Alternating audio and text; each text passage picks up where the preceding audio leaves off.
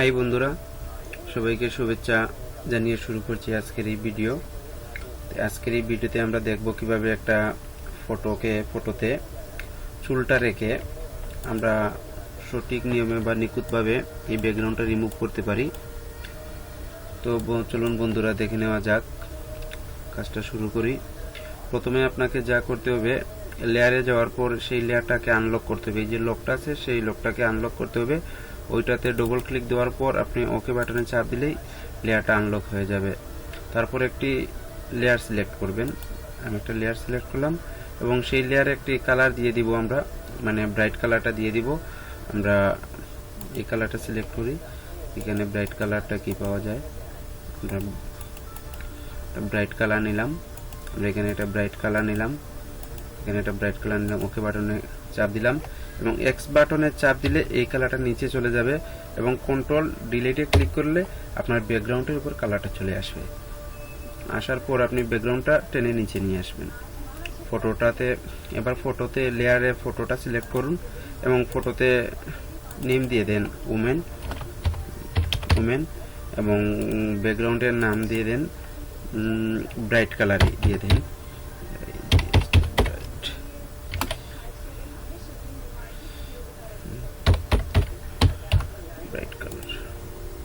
ওকে, তারপর আপনাকে যা করতে হবে, আবার এক্স বাটনের চাপ দিয়ে এই কালারটাকে উপরে নিয়ে আসতে হবে, এই ব্রাইট কালারটাকে উপরে নিয়ে আসতে হবে।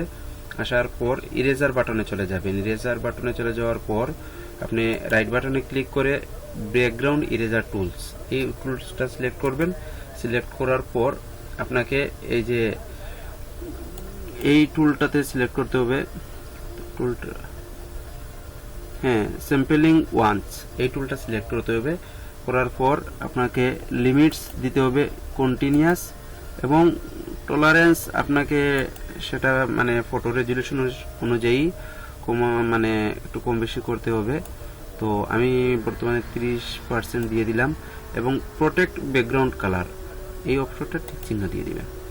দেওয়ার পর আপনি লেয়ারে ফটোটা সিলেক্ট করবেন। ফটোটা সিলেক্ট করার পর আপনি দেখবেন যে আপনার ফটোতে আপনার চুলটা আসলে সঠিকভাবে কাটতেছে কি না কাটতেছে, এটা আপনি খেয়াল রাখবেন। তো আমি প্রথমে একটু চেক করে দেখি। আমার মনে হয় আমি টলারেন্সটা একটু বাড়িয়ে নিই। বর্তমানে 40 দিয়ে দিলাম। এবার দেখি কোথায় কাজ হচ্ছে। আমি 40 দিয়ে দিলাম। আপনারা এইভাবে 40 দিয়ে কাজ করবেন এবং ব্রাশটাকে আপনি চাইলে ছোটো বড় করতে পারেন। ব্রেকেট আইকনে চাপ দিলে ছোটো হবে এবং বড় হবে। আপনি একই নিয়মে আপনি কাজ করতে পারবেন এবং ব্যাকগ্রাউন্ডটা রিমুভ করতে পারবেন। এইভাবে ব্যাকগ্রাউন্ডটা রিমুভ করে নেবেন।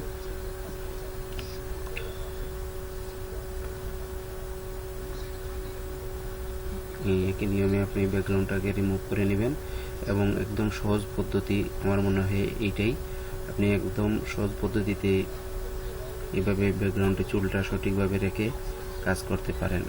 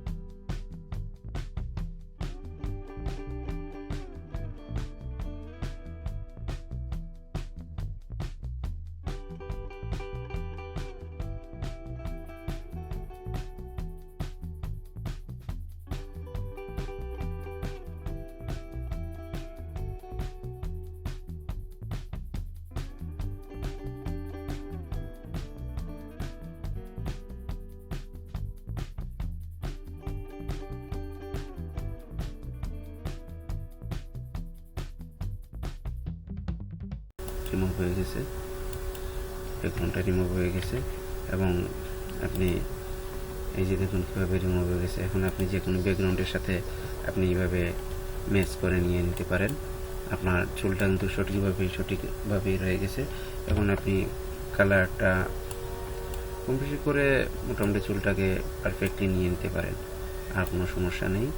দেখুন বন্ধুরা, আর আপনারা যদি চান আমি পরবর্তীতে কিভাবে চুলকে অয়েল পেন্টিং রূপ দিতে পারেন সেগুলো আমি দেখিয়ে দিব, এবং বন্ধুরা দেখিয়ে দিই কীভাবে কালার কম্বিনেশন করতে পারেন।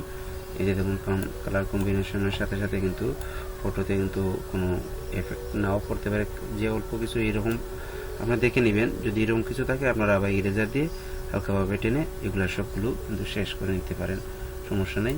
কিন্তু দেখুন বন্ধুরা কীভাবে পারফেক্টলি চুলটা রিমুভ হয়ে গেছে। আপনারা চাইলে এইভাবে নির্দ্বিধায় সব কিছু করতে পারেন। বন্ধুরা ভিডিওটি ভালো লাগলে লাইক এবং শেয়ার করে পাশে থাকবেন। সবাইকে ধন্যবাদ।